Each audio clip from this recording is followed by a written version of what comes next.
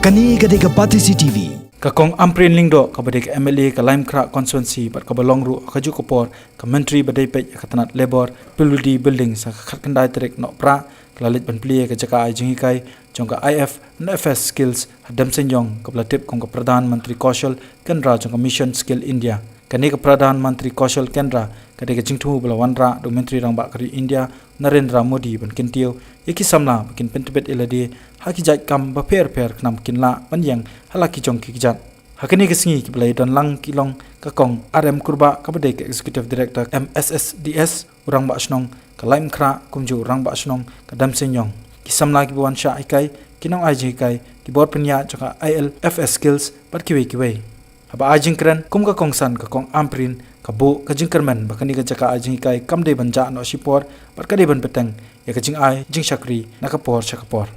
And I will be very, very happy to come back after 1 month to see what kind of baskets you guys have been weaving here. And where are you marketing those baskets? Who's going to buy those baskets?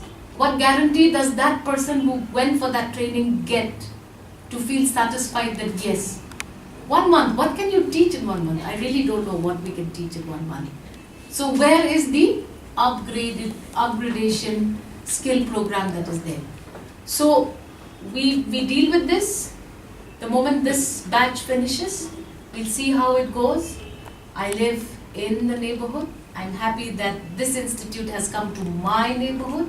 I take it pride in it, and I hope that firstly the residents of Demsenyong feel the impact of this institution. We don't want to just see this beautiful building. We want to feel this impact. Kani gadega Patisi TV.